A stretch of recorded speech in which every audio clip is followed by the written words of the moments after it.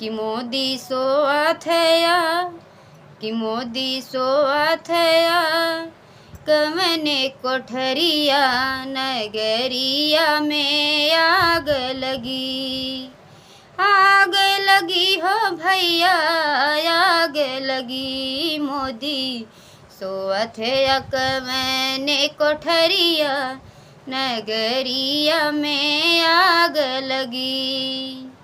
दुश्मन तुम्हें ललकार दी है गरिया नगरिया में आग लगी। दुश्मन तुम्हें ललकार दी है गरिया नगरिया में आग लगी।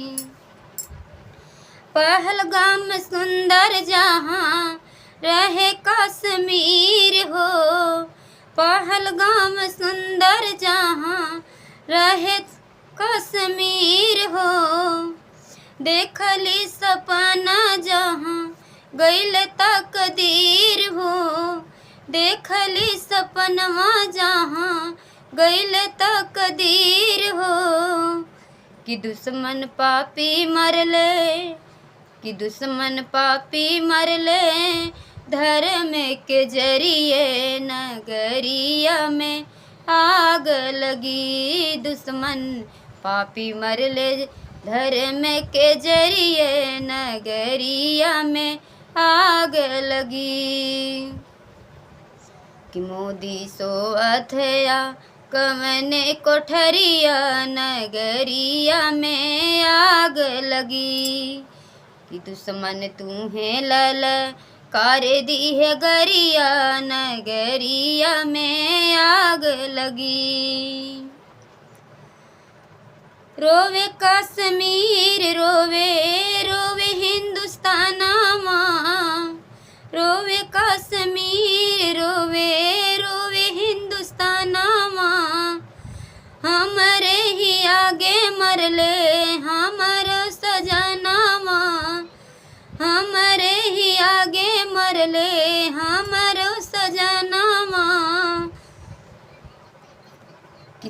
कि दुश्मन छोड़ दिहले, कि हमके छोड़ दिहले मोदी, दे खातिर तोहके खबरिया नगरिया में आग लगी। हमके छोड़े दुश्मन दे खातिर तोहके खबरिया नगरिया में आग लगी। दुश्मन ललकार दी है तुम्हें गरिया नगरिया में आग लगी।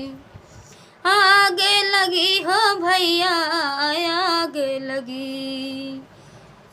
कि मोदी सो अथया, कवने कोठरिया नगरिया में आग लगी।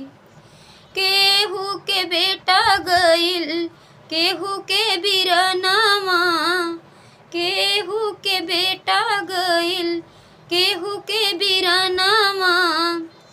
धोखावा कमाई कैले पापी पाकिस्तानमा, धोखावा में जान लिहले पापी पाकिस्तानमा।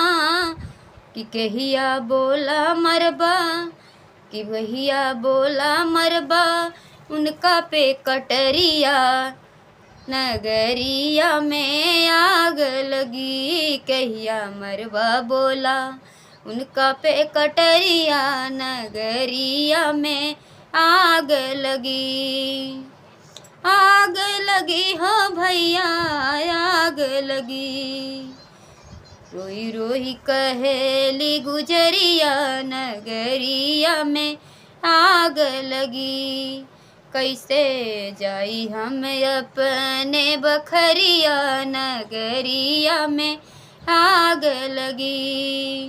दुश्मन तुम्हें ललकार दी है गरिया नगरिया में आग लगी।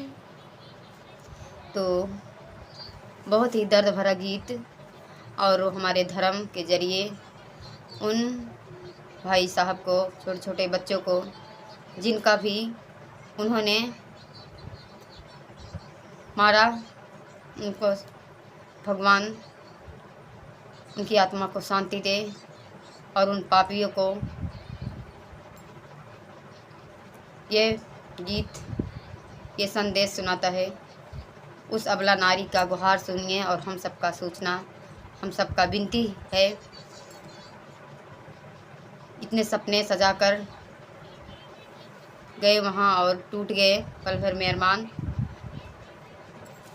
तो उन्हें कड़ी से कड़ी कार्रवाई और सज़ा मिलनी चाहिए। उन देशद्रोहियों